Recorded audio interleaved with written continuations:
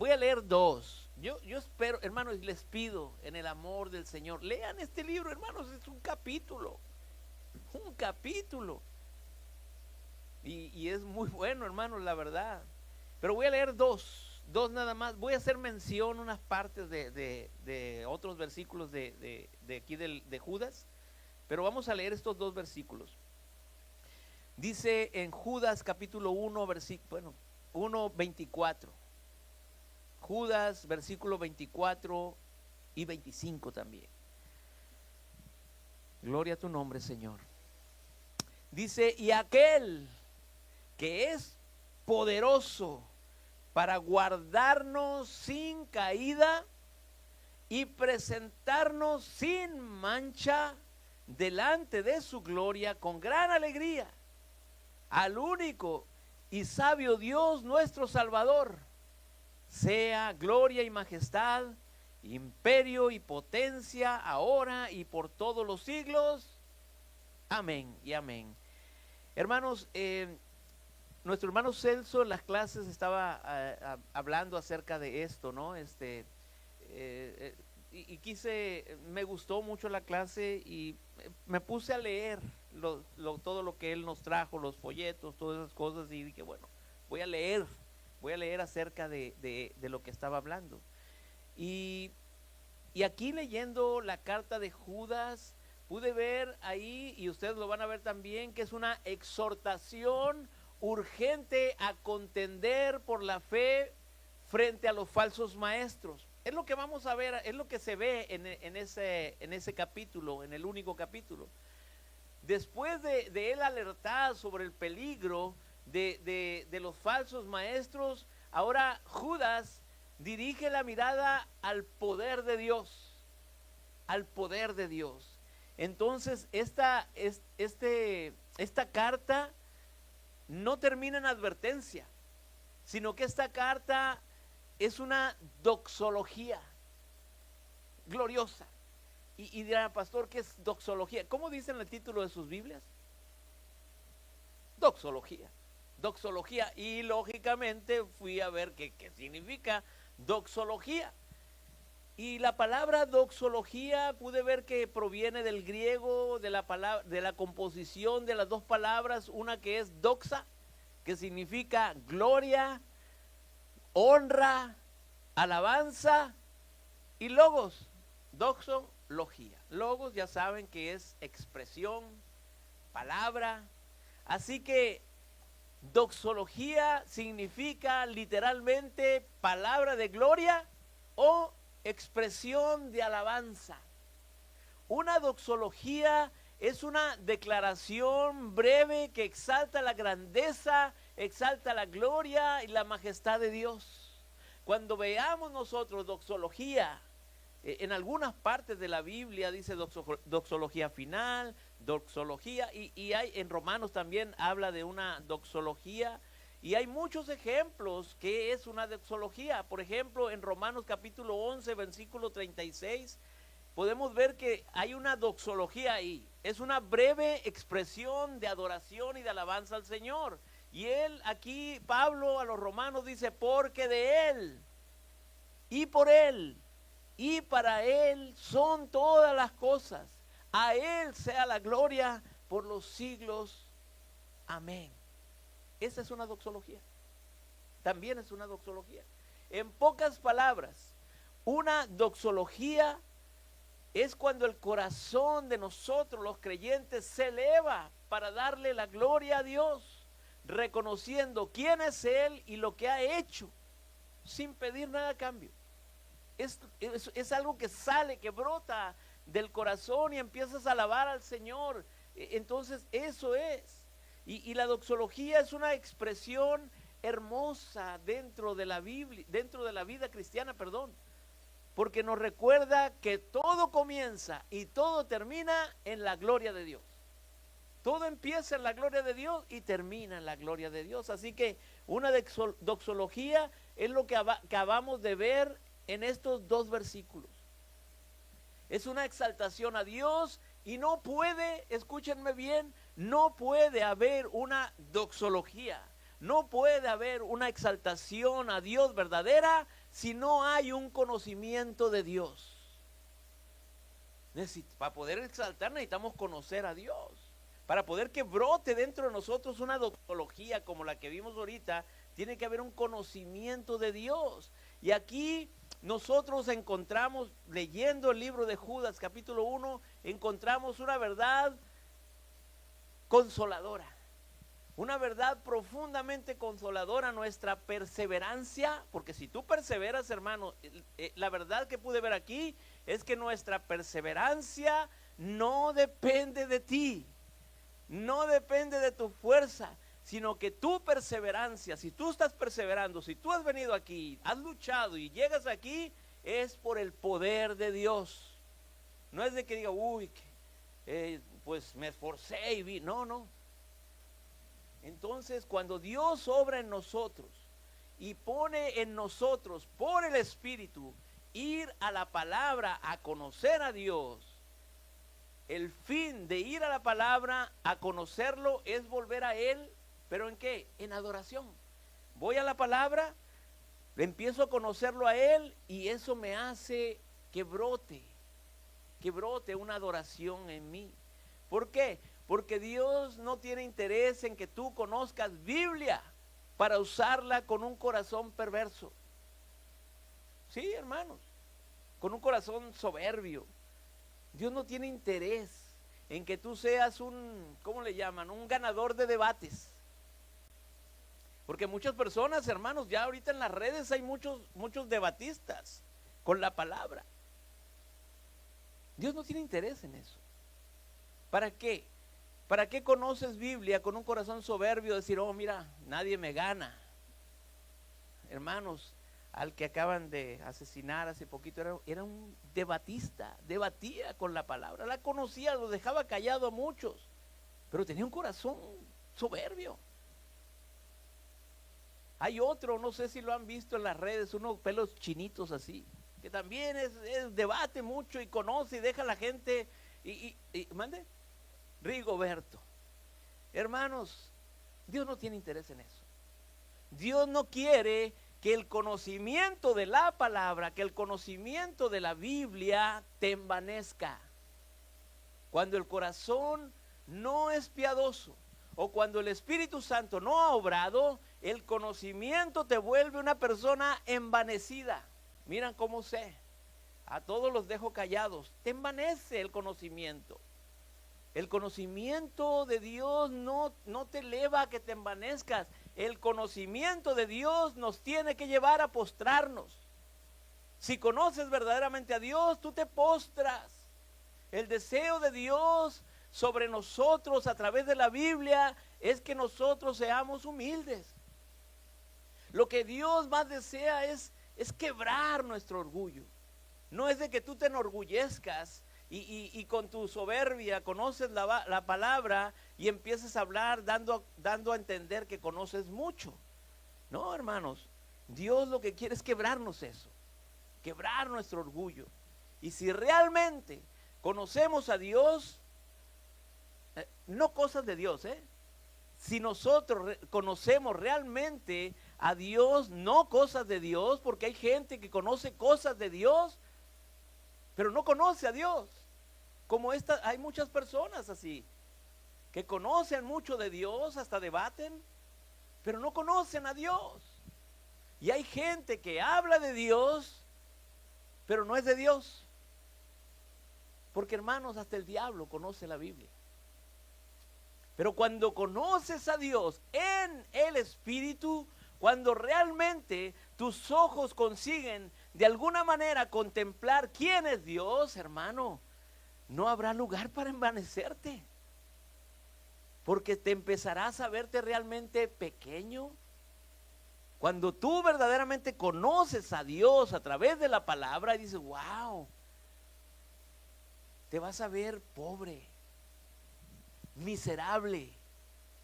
Y delante de Él solamente querrás cantarle a Él, solamente vas a querer exaltarlo, solamente vas a querer adorarlo, hermano, porque lo conoces.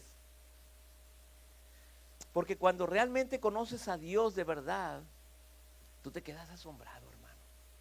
Yo leo la palabra y la escudriño y quiero sacar toda la información de la palabra y una cosa me lleva a otra, y cuando ya voy ya buscando otras cosas, yo me digo, wow, me quedo asombrado, porque el fin de la palabra no solamente es dar conocimiento. No, hermanos, porque la palabra de Dios está aquí, dice, ok, la voy a leer como un libro para conocer. Muchos ateos la conocen. Pero el fin de la palabra no es solamente dar conocimiento, sino asombrar a una creación para que le adore y le cante al Señor. Así que diga, wow, que te deleites cuando estés leyendo la palabra, porque empezarás a conocerlo. Miren, es que leamos la Biblia, leamos la obra de Dios, leamos de lo que Dios ha hecho en Cristo en la cruz y digamos, oh, my God, cuán grande es Dios, cuán grande es Dios, cuán santo es Dios, cuán maravilloso es Dios, cuán lleno de gracia es mi Dios. ¿Cómo no adorarle? ¿Cómo no cantarle? El fin de la palabra de Dios, ese es, hermano. Hermano, ¿qué es lo que Dios quiere? ¿Qué es lo que Dios quiere? Es más, ¿qué es lo que Dios está buscando en nosotros? ¿Qué es lo que quiere? Según Jesús. Bueno, en Juan 4, versículo 23, miren lo que dice. ¿Qué es lo que Dios quiere de nosotros? Mas la hora viene, y ahora es, cuando los verdaderos adoradores adorarán al Padre, ¿en qué?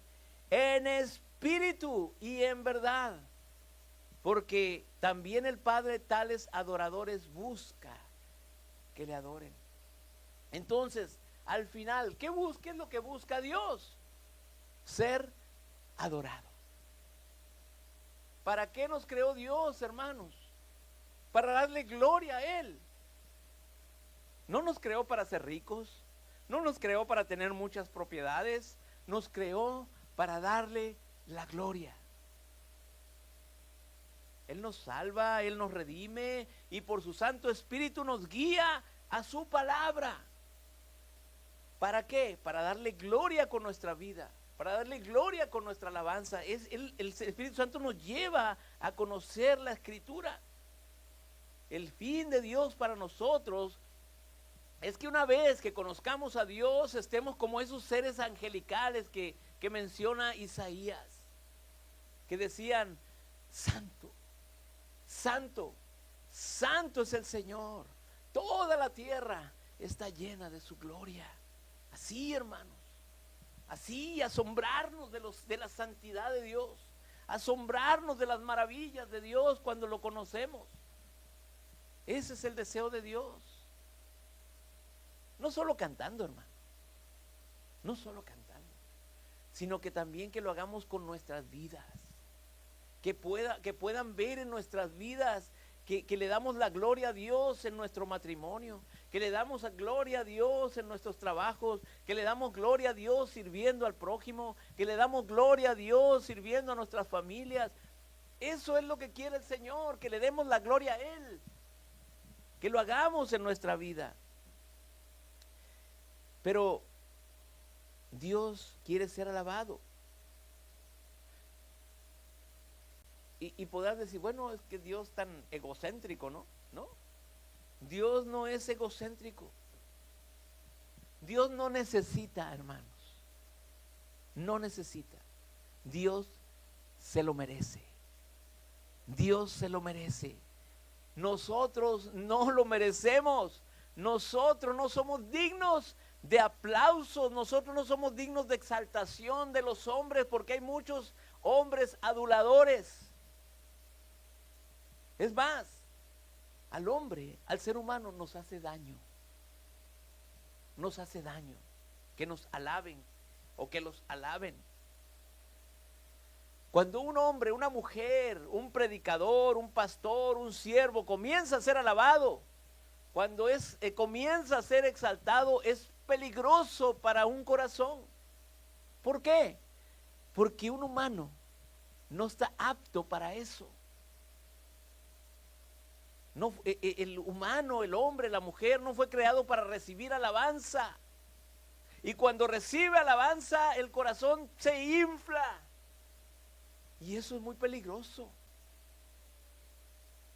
Pero alabar a Dios, hermanos, no es peligroso, porque Él lo merece.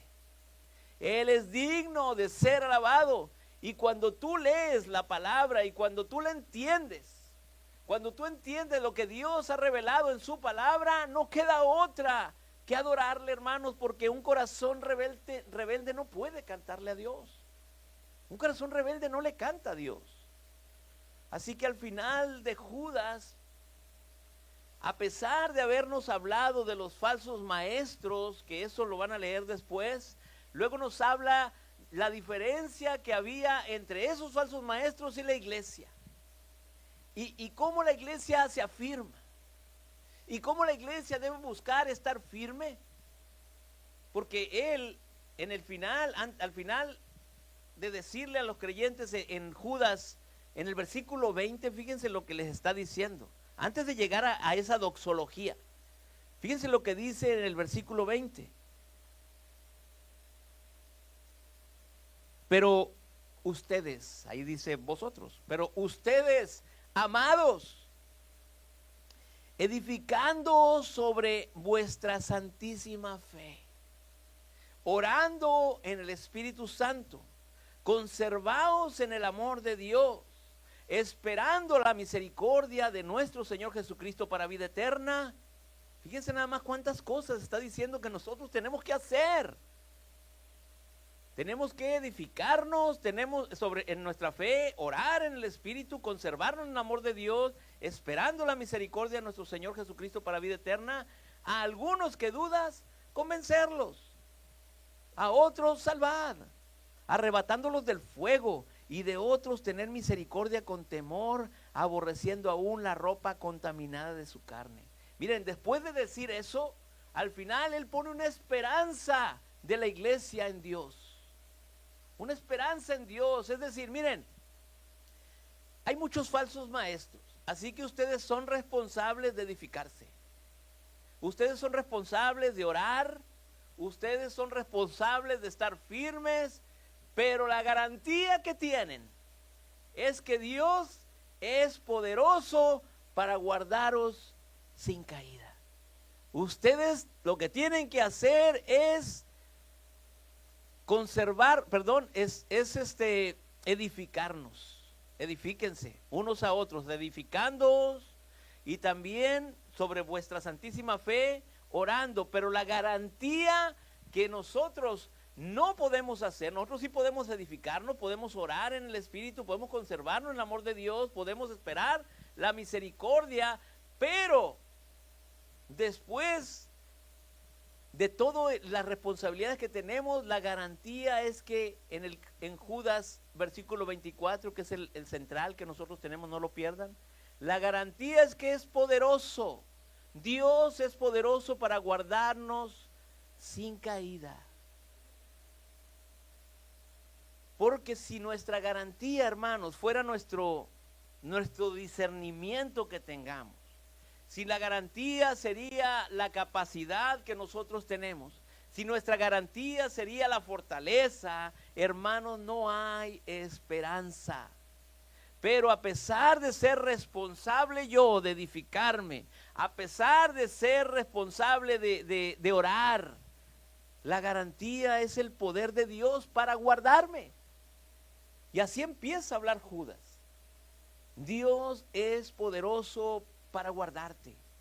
Esa es una palabra que debe traer consuelo a tu corazón. Hermanos, a mí me trajo mucha esperanza y mucho consuelo saber que Dios es poderoso para guardarme. Porque muchos, hermanos, nos vemos en el espejo, es decir, en el espejo, no literalmente, pero ver nuestra vida, reflejar nuestra vida. Y hermano, cuando tú haces un análisis de tu vida, cuando te miras en el espejo, cuando ya no te enfocas en las personas, te enfocas en ti, es que somos débiles, hermanos.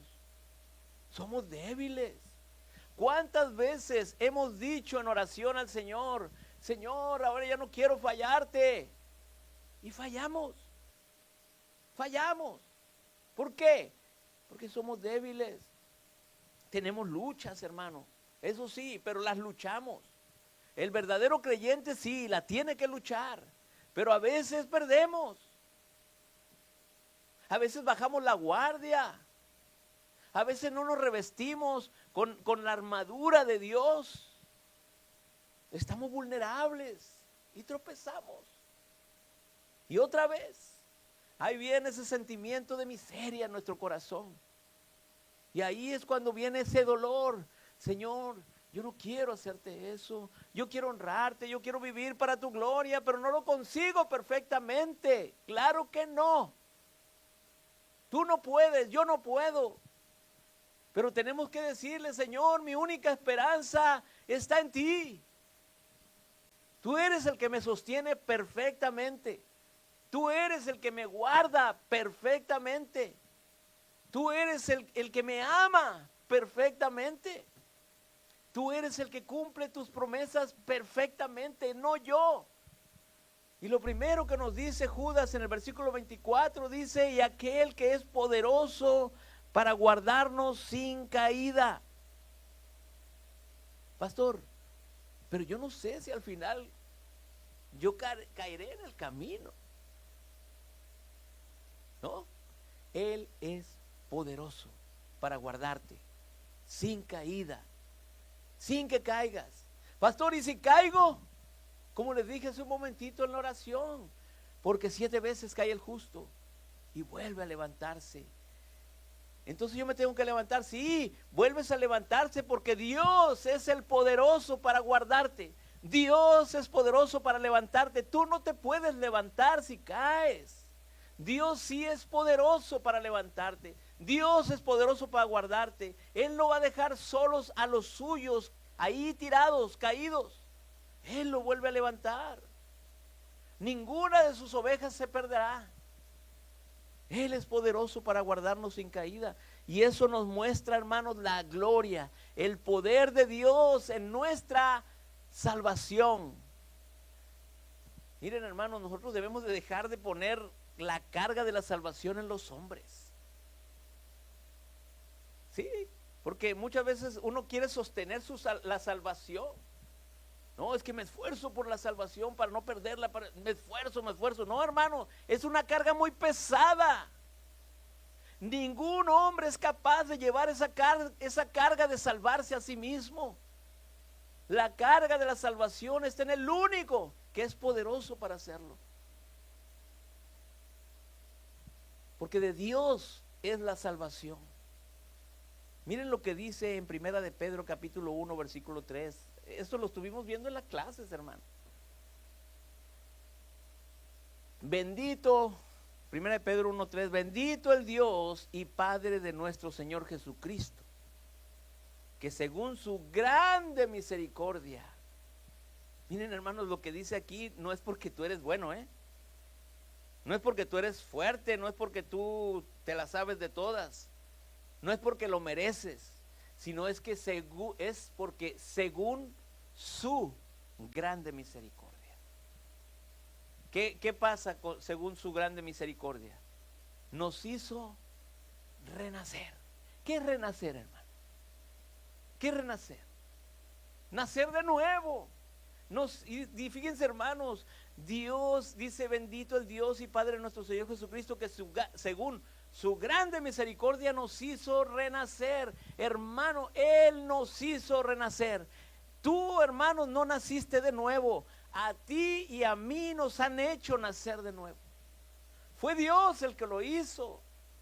La Biblia dice que a los que creen en su nombre les dio potestad de ser hechos hijos de Dios, que no son engendrados, dice la palabra, de sangre, ni de voluntad de carne, ni de voluntad de hombre, sino de Dios. Pero dice aquí, bendito el Dios y Padre de nuestro Señor Jesucristo, que según su grande misericordia nos hizo renacer, para una esperanza viva por la resurrección de Jesucristo de los muertos, para una herencia incorruptible, incontaminada e inmarcesible, reservada en los cielos, para ustedes, para nosotros. Hermano, qué precioso esto. Yo no sé si lo captan de esa manera. Si Dios te ha hecho nacer de nuevo, es para que recibas todo esto, hermano. Es para tener esa herencia que dice aquí. Para una herencia incorruptible.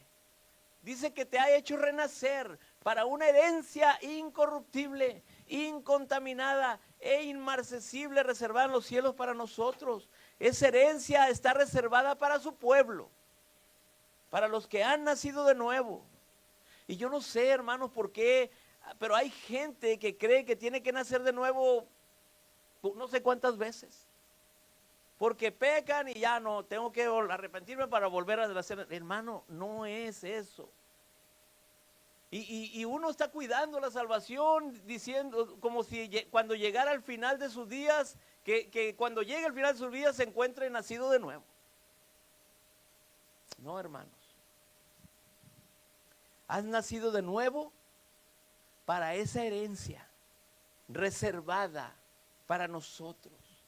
Y además dice algo en el versículo 5 de Primera de Pedro que estamos leyendo. Que sois guardados, ahí está.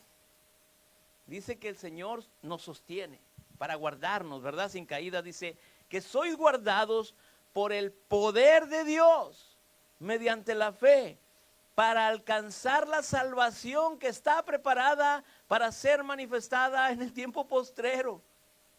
Hermanos, la verdad que me emociona. Miren, Dios te ha hecho nacer de nuevo para una herencia, que es la gloria venidera, que está reservada para ti, para los suyos. Y el poder que te guardará hasta el final, hermanos, quiero que entiendan, no es el tuyo. El poder es el de Él. Él es el que te va a guardar para que llegues a esa herencia, para que llegues. Él te va a guardar, Él te va a proteger mediante la fe para que llegues. Él te va a dar la fe, Él te va a levantar, Él te va a sostener, Él te va a guiar. ¿Por qué? Porque Él es poderoso para guardarte sin caída hasta el final. Así es, hermano. Cuando nosotros entendemos esto, hermanos, miren, no vamos a ver a las demás personas como aquel publicano. El hermano me dice que predique el publicano, no es en este caso, ¿no? Pero si nosotros entendemos esto, no vamos a ver a las demás personas como, mira qué buen creyente soy, y él qué mal creyente es, mira cómo le está yendo a él, mira cómo me está yendo a mí, mira yo sí leo, sí oro, vengo a la iglesia periódicamente, mira él, pobrecito, y que no sé qué. No, hermanos, porque conocer a Dios y saber, entender esto, sé que si estoy firme, si estás firme, es porque Dios te ha guardado.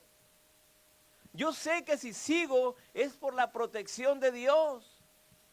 Que si continúo yo cada semana más, una semana más en este camino, es porque Dios me guarda. Si no, hermano, yo estuviera más perdido que nadie. Tú estuvieras perdido. Tú no puedes sostener. Tú no puedes guardarte. Pero Dios es poderoso para guardarme. Claro, sigue tratando con mi corazón. Cuando me equivoco, Él me hace sentir mal, hermanos, la verdad, con su palabra. Yo hago algo mal y leo la palabra, me hace sentir mal. ¿Para qué? Para seguir haciendo su obra. Su palabra me conforta, me confronta. Su palabra me humilla. ¿Y qué es lo que hace cuando me humillo? Pues me obliga, me lleva a seguir perfeccionándome en el camino. Porque Él es poderoso para hacer eso. Yo no, hermano. Si yo caigo, hermano, me quedo tirado ahí. Si no es porque Dios me sostiene y me va a guardar para el día final. Entonces, pastor, ¿cuáles son los medios entonces que tenemos para sostenernos? Hermano, el Evangelio. Tenemos el Evangelio. Miren Romanos 16, 25. Y ahí está otra doxología. Romanos 16, 25. Dice doxología final, ¿verdad? No sé si dicen sus Biblias.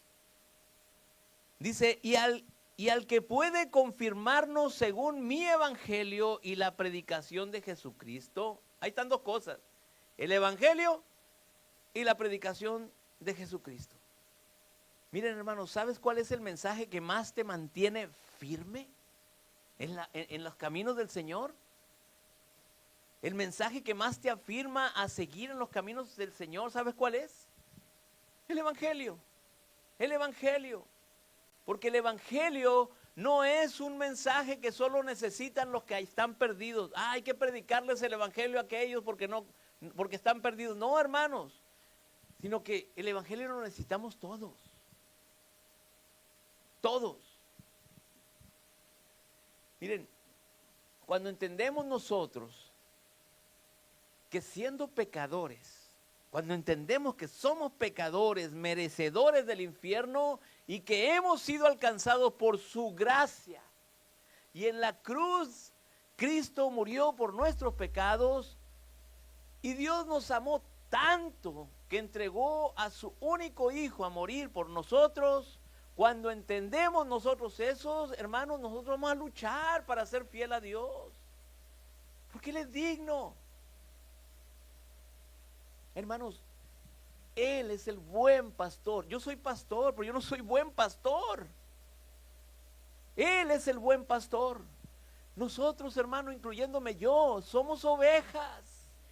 Somos ovejas, y ovejas seguras en las manos de Dios. Él es el que cuida las ovejas. Yo no. Si fuera así, hermano, no se fuera ni uno. Yo no puedo sostenerlos. Pero el buen pastor sí. Fíjese lo que dice en Juan 10:26 al 27. Vamos a ver. Juan 10:26 dice: pero vosotros no creéis, porque no sois de mis ovejas, como os he dicho. ¿Saben a quién le estaba diciendo esto, Señor Jesús? Es decir, él estaba hablando con unos judíos. Según ellos tenían a Moisés, ellos tenían a Jacob, ellos tenían a Abraham, tenían a David, a Salomón, a los patriarcas. Y Jesús les dice: ustedes no son de Dios, porque no creen en mí. El que no cree en el Hijo, no cree en el Padre que le envió.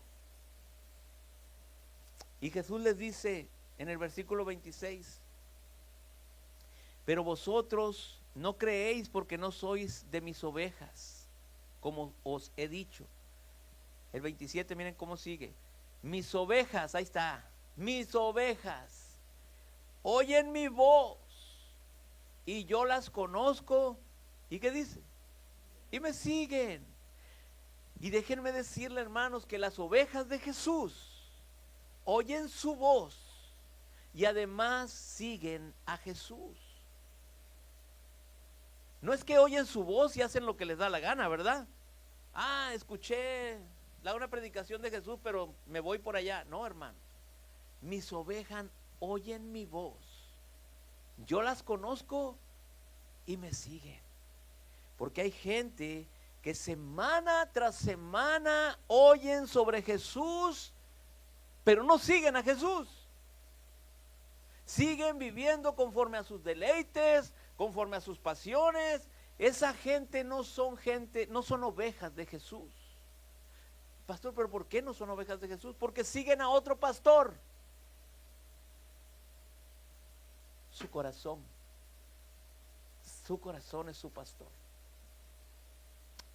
Pero la marca de una oveja es que oyen la voz de Jesús. Dice: yo las conozco, dice el Señor Jesús, y me siguen. Pero miren que sigue en el versículo 28: y yo les doy vida eterna. Imagínense, a las ovejas de Jesús oyen la voz de Jesús, y dice que las ovejas le siguen y Él les da vida eterna. Pero vean lo que dice aquí, hermanos: no perecerán jamás. No perecerán jamás. Ni nadie. ¿Qué palabras? Yo, hermanos, si vieran mis notas, lo puse con negrita, comilla, subrayado, no perecerán jamás y nadie las arrebatará de mi mano. Hermanos, eso me llena de emoción. Nadie las quita de mi mano. Mis ovejas están en mi cuidado, porque yo soy el buen pastor y soy poderoso para guardarlas hasta el final. Él es el que nos va a guardar, porque el poder no está en la oveja. Sí, hermanos, el poder no está en ti, porque tú y yo somos, miren, la oveja es frágil, la oveja es torpe, la oveja es indefensa. El poder está en las manos del buen pastor que las guarda. Y ahora lo afirma más en el versículo 29. Mi padre me las dio. Mi padre me las... Miren, hermanos, cuando yo leí eso, y hago una pausa aquí, mi padre me las dio. A mí mi papá me ha regalado cosas, ¿no? Pero me ha regalado unas monedas antiguas así. Yo puedo decir, mi padre me las dio. Es un regalo. Hermano, qué precioso. Somos un regalo del Padre que le dio a Jesús. Mi padre me las dio. Miren, todas estas agujitas mi padre me las dio. Mi padre me las dio, dice, es mayor que todos. Y nadie las puede arrebatar de la mano de mi Padre. ¿Quién le va a quitar a Dios algo? Nadie las puede arrebatar de la mano de mi Padre. Ahora dice aquí. Eso, hermanos, habla, porque, aparte dice aquí en el versículo 30 no termino con este, hermano, no se emocione. Termino este pasaje nada más. En el versículo 30 del capítulo 10 que estamos leyendo dice, yo y el Padre, uno somos, uno somos. Miren, hermanos, esto habla de esa unión que hay entre Jesús y el Padre. Y que no digan los de la secta de los solos, de los unicitarios, que no digan, ya ves, el Padre y Jesús son el mismo. No. Aquí no dice eso. Aquí no dice yo y el Padre somos lo mismo, ¿verdad? Sino dice yo y el Padre uno somos. Así como mi esposa y yo. Somos uno. Porque la palabra lo dice, que somos una sola carne. Ya no son dos, ahora es uno. Pero ella es ella y yo soy yo. Y eso habla de la unión que nosotros tenemos como matrimonio. Es lo mismo. Así que lo primero que nos dice Judas es que Dios es poderoso para guardarnos sin caída. Y ahora lo afirma de otra manera. Siguiendo en el versículo 24. ¿Para qué? Dios es poderoso para guardarnos. ¿Para qué? Para presentarnos sin mancha delante de su gloria con gran alegría. Dios es poderoso para presentarnos ante Él. Presentarnos sin mancha delante de su gloria con gran alegría. ¿Cómo va a presentar ante Él? ¿Cómo nos va a presentar ante Él? Sin mancha, sin mancha. ¿Cómo sin mancha, pastor? Miren lo que dice en Hebreos capítulo 10, versículo 14. Lo vimos también en la clase. Hebreos capítulo 10, 14 en adelante. Dice, porque con una sola ofrenda hizo perfectos. Primero, porque en Cristo hemos sido hechos perfectos. Y aunque tú no lo creas, hermano, eres perfecto. Y esto no es una palabra motivacional, ¿eh? No, mira, tú eres perfecto, nadie te puede... No, hermanos. Eres hecho perfecto ante Dios. Y aquí está hablando espiritualmente. Porque con una ofrenda, dice, con una sola ofrenda hizo perfectos. ¿Quién es esa ofrenda? Hermanos, no me pongan. Jesús. Porque con una sola ofrenda hizo perfectos. ¿Para cuándo? Para siempre, hermano. Aquí está bien claro. Para siempre. No hay duda, hermanos, para siempre, hasta el final. Y en la cruz lo deja bien claro, consumado es. Para siempre ya. Ya no va a ser otro sacrificio. Consumado es, para siempre. ¿A quiénes? A los santificados. Cuando tú y yo creímos en el Señor Jesús, la justicia perfecta de Jesús pasó sobre nosotros. Ahora Dios el Padre te mira y lo que ve ahora no son las imperfecciones que tienes. Cuando Dios te mira, ve la justicia perfecta de Jesús. En la cruz, con su sangre, Él te ha vestido con esa perfección, hermano. Cuando tú creíste en Jesús, la perfección de Jesús vino sobre ti. Y a pesar, hermanos, de que aquí en este mundo todavía andamos ahí tropezando, andamos torpemente, a los ojos de Dios eres perfecto. Para Dios ya estás aprobado. No por ti, ni por mí, sino la perfección de Cristo. Así que tenemos que saber diferenciar, hermanos, esa perfección que ya hay. Ya eres perfecto, pero tenemos que saber diferenciar que Dios ya te hizo perfecto, pero tenemos que diferenciar con la obra de santificarnos nosotros también progresivamente. Y obviamente mientras estemos en este mundo, se tiene que ver ese progreso en nuestra santificación diaria. Claro, Dios nos hizo perfecto, pero todavía estamos aquí. Y tenemos que ir santificarnos, Señor, que el Señor nos dice diariamente. Sigamos así, hermanos, así, que se vea que ya somos perfectos ante los ojos de Dios. Que se vea que ya Dios nos salvó, nos rescató, nos redimió, todo lo que vimos en el pizarrón. Nos llamó, nos justificó, todo eso, hermano, que se vea. Que se vea. ¿Cómo? Santificándote cada día. Antes decía estas malas palabras, ahora ya digo más poquitas. Antes mentía mucho, ahora poquito. Que se vea. Antes era un gritón, ahora grito poquito. Porque no les voy a decir, ahora ya no grito. Ojalá que se vea la santificación en nuestra vida. Y vamos a seguir con el final de este mensaje. Así que, hermanos, dice Judas 1:24, Él es poderoso para guardarnos sin caída y presentarnos sin mancha delante de su gloria. Y además dice, ¿con qué? Con gran alegría, hermano. Miren, el día del encuentro con el Señor, para uno va a ser horrible. Va a ser terrible. Pero para nosotros, los que creemos, los creyentes, será un día de fiesta. Será un día de gran regocijo. Miren lo que dice en Apocalipsis 19:6. Me encantó. Apocalipsis 19:6 y 7 dice, y oí como la voz de una gran multitud, como el estruendo de muchas aguas y como la voz de grandes truenos que decía, aleluya, porque el Señor nuestro Dios Todopoderoso reina. ¿Qué dice en el 7?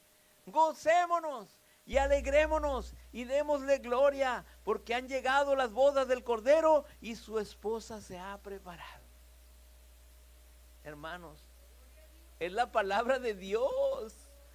Eso que escuchamos es palabra de Dios y es el corazón que nosotros vamos a tener. Gocémonos y alegrémonos, dice aquí la palabra. Pero te digo algo,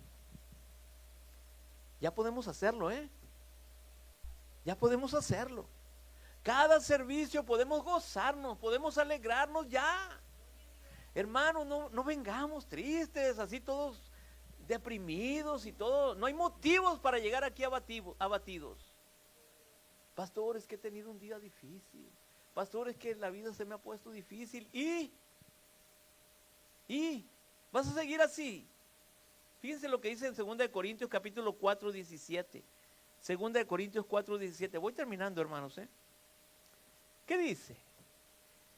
Porque esta leve tribulación momentánea produce en nosotros un cada vez más excelente y eterno peso de gloria.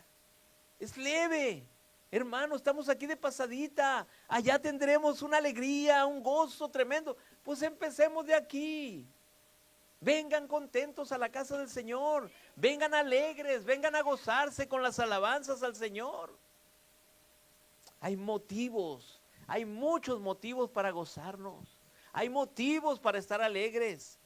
Hermano, ¿sufres? Bueno, pues sufre y canta. Canta alabanzas al Señor, sufriendo. Canta. Pelea tus batallas y cántale al Señor también. Porque lo que estás pasando es infinitamente menor a lo que vas a tener más tarde. Hay motivo hoy para estar alegre. No debe de haber un creyente y amargado, sin gozo, a no ser que no hayas entendido la salvación. Si no has entendido la salvación, hermano, vas a estar todo deprimido, amargado, triste. Porque si has entendido la salvación, a Él sea la gloria. A Él sea la gloria. Entrar por sus puertas con acción de gracias, ¿con qué? Con regocijo. Así vamos a entrar, hermanos, gozosos. Pero toda esa obra, hermanos, es por medio de alguien. Es por medio de Jesucristo. Ni los santos, ni María, ni el pastor, ni una denominación, sino por medio de Cristo. Fíjense lo que dice en Judas 25. Al único y sabio Dios. ¿Quién? Nuestro Salvador, dice aquí.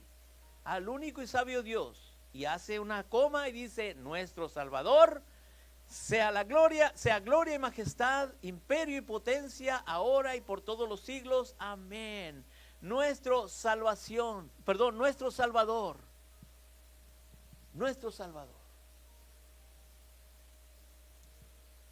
Hermano, la salvación de Dios está unida a Cristo. No hay salvación si no hay un Cordero. No hay salvación sin Cristo. Apocalipsis 7:10. Otro, y otro y ya. Apocalipsis 7:10. Y clamaban a gran voz, diciendo, la salvación pertenece a nuestro Dios, que está sentado en el trono. ¿Y a quién más? Y al Cordero. Tú no puedes hacer nada, hermano. Él es el que sostiene tu salvación hasta el final. Porque la salvación que hemos recibido, la gracia que hemos recibido, es únicamente por medio de Jesús. Como lo dice en 2 Timoteo capítulo 1, versículo 9.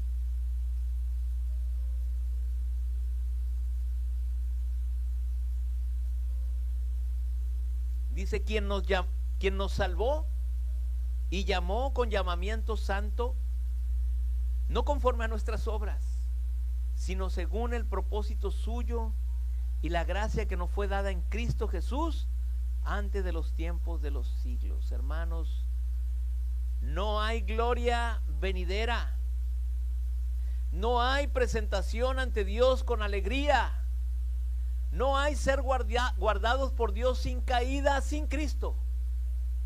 No hay todo eso, hermanos, si no está Cristo.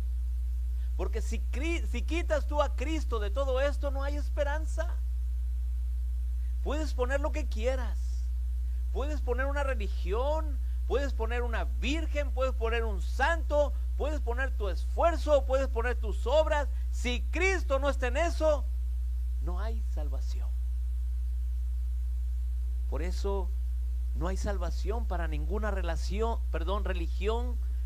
que no conozca o que no reconozca a Jesucristo como la única fuente de salvación. No es Jesús y otra cosa, solo es Jesús. La salvación es por medio de Jesús únicamente. No es que, sí, Jesús, pero tenemos que hacer esto. No es así. No, es solo Jesús, solamente a través de Cristo como Señor, y como Salvador. Y termino con esto. Y te lo digo a ti, si estás aquí o me estás viendo por el video, déjame decirte, si tú vives practicando el pecado, o sea que tienes el pecado como una práctica, o vives en fornicación con tu novia, con tu novio, o alguna pareja que viven juntos sin estar casados, déjame decirte que tú no has sido hecho perfecto. Te vas a ir al infierno de cabeza. ¿Por qué te digo esto? Porque para ti la sangre de Cristo no ha hecho nada. Para ti la cruz no ha valido. Para ti la obra de Jesús no sirve. Tu fruto demuestra que sigues siendo esclavo del pecado. Te digo esto porque no quiero que nadie llegue a pensar que puedo vivir como el mundo y acabar en la gloria. No, hermano, no, amigo. No llegues a pensar que puedes vivir como el mundo vive y vas a llegar a la gloria. Porque si ya se te ha dado la gloria, con tu vida se va a demostrar que se te ha dado la gloria. Porque tu manera de vivir aquí va a demostrar lo que va a pasar allá en la eternidad. ¿Cómo vives aquí? Se va a ver allá en la eternidad. Por eso dice la palabra que cuando no creen en Él, la ira de Dios está sobre ellos. Si no estás en Cristo, la ira de Dios no va a venir sobre ti, sino que ya está sobre ti. Y si tú estás viendo este video y estás sin Cristo, viviendo para tus deleites, viviendo para tus pasiones, viviendo en tus pecados, la ira de Dios está sobre ti. Déjame decirte también que no tienes sobre ti a un señor ancianito con barba blanca, bonachón, que te cuida. Porque muchos piensan eso, que Diosito me cuida. Aunque vivas en pecado, no, hermano, no, amigo, está su ira. Dios quiera que si estás así, no mueras hoy. Por eso te digo que te arrepientas de tus pecados. Corre a Cristo en arrepentimiento y fe, y solo creyendo en Cristo serás salvo de la ira de Dios. Y vas a ser salvo de una condenación por una eternidad. Dice la palabra que debemos buscar a Dios mientras pueda ser hallado. Por eso el día de arrepentirse es ahorita. Y si tú sientes eso, te lo digo porque la palabra del Señor es clara. Y eso que te estoy diciendo no te estoy asustando, es el Evangelio. Es el Evangelio. Tienes un problema. La única solución es Cristo. Cristo es la única esperanza de vida.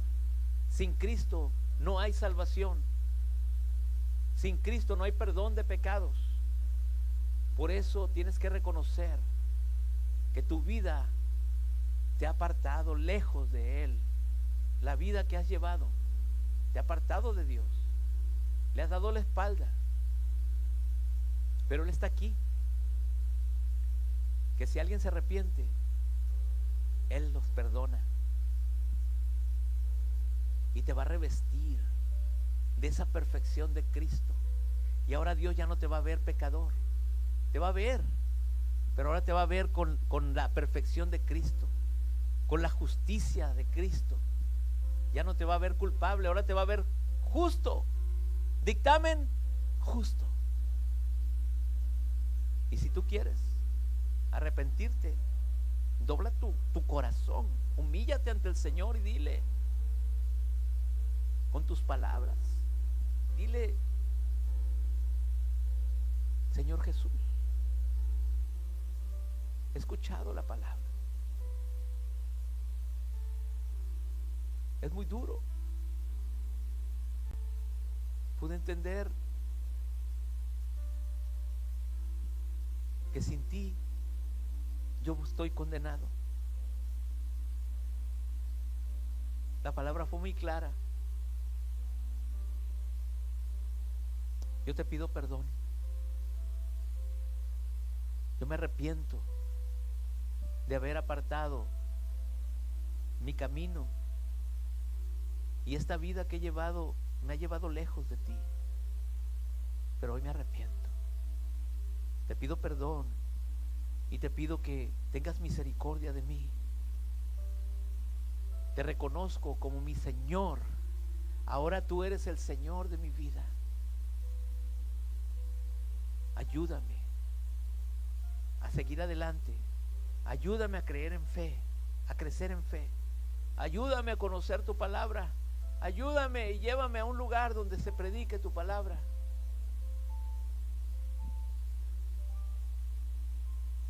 Yo creo en ti, Señor. Díselo al Señor con todo tu corazón, créelo en tu corazón. No nomás hagas una oración nomás así.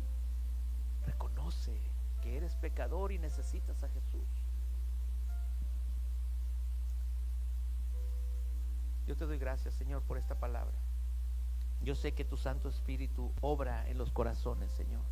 Yo sé que esta palabra va a andar dando vueltas en el internet, Padre, y alguna persona va a ser tocada. Yo ya cumplí, Señor, con predicar tu palabra, con predicar el Evangelio. Ahora ya no me corresponde a mí. Ahora esta es obra tuya, Señor, de tu Santo Espíritu, que es el que va a compungir a las personas a creer en Jesús. Gracias te doy, Señor, por todo lo que tú eres. Gracias, Señor.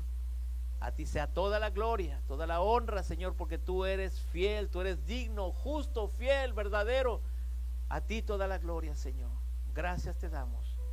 Y la iglesia del Señor dice: amén y amén. Gloria a Dios. Un fuerte aplauso a nuestro Señor.